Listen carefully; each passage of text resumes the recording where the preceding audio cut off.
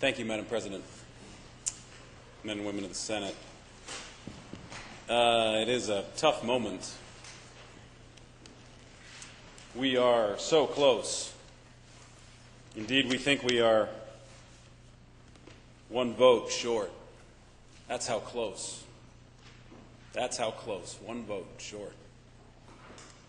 Who knows? You never really know, I suppose, till you cast the votes. But one vote seems so close to being able to reduce taxes and reform our code in a way that Maine people have asked for. Throughout history, one vote has meant a lot in the United States, and it could mean a lot here today, but we're not there.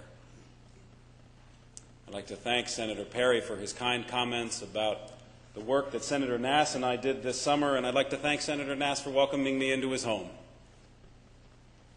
Probably not a lot of progressive Democrats go around his kitchen table too often, I'd imagine, but he and his lovely wife were very welcoming and made a great cup of coffee and some good zucchini bread. But that was really just a beginning, and as much as Senator Perry, talks about that beginning, there was much, much, much work after that that really got us here today.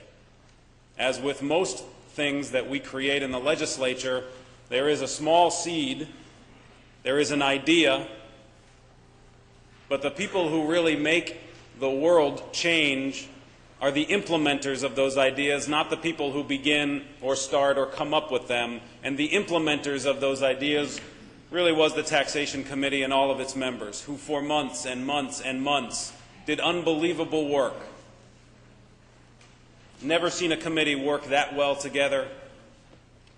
Chairman Perry deserves a tremendous amount of credit, his colleague in the House. Chairman Piatti deserves a tremendous amount of credit, but every member does as well. Because we really did do what the Maine people have asked for. We have reformulated the tax code. LD 1925, which we are about to indefinitely postpone, would have radically changed Maine's economy. Our tax code was written 40 years ago, when there was a very different world in Maine 40 years ago. It's a much more mobile economy today, much more of a service sector today, but our tax code doesn't reflect it. Over and over again, we hear from both sides of the aisle the importance of our income tax and the effect that it has on the mobility of people coming to Maine and staying here to earn a living. Today, we had the opportunity but came one vote short of dropping our income tax code by 2 points. That is a huge deal. Not many states have done that. Would have made a dramatic difference in the lives of Maine people. Today we had a chance and came one vote short, perhaps, of doubling the homestead so that Maine people could get twice as much property tax relief as they receive today on the valuation of their home. One vote short of enhancing the circuit breaker program so that we could make sure that the lowest income people in our state could get the relief they so desperately need. People who cannot afford to live in their homes anymore. One vote. It's hard. But I hope today is also not the end. I hope today really is a next step, because I think that the work that we've done is still here. And I am an optimist. And I hope that we do come in for a special session. And I hope that our governor calls us to that task, or we call ourselves to that task, because we must get this done.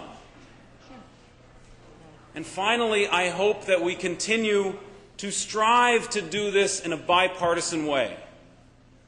And I say that to my side of the aisle, and I say it to the other side of the aisle. Because unfortunately, I feel like this time, although we tried so hard, we weren't able to find that ground. And I don't put the blame on either side. But I hope that as we move forward in the process, both sides can figure out what they are willing to give up in order to get. Because the process of politics and the process of change and the process of making this state even greater than it already is the process of sacrifice. And whether it's personal or political, we must be willing to give up a little bit of our philosophy in order to gain a broader good for everyone. We get caught in our corners too often, unwilling to give, only wanting to receive. We must find a way to look beyond that. It's where Senator Nass and I started almost a year ago at this point. It's where the committee went for 5 months. But sadly today, we're one vote short of that. I will support the motion to indefinitely postpone, but I will do so very reluctantly. But I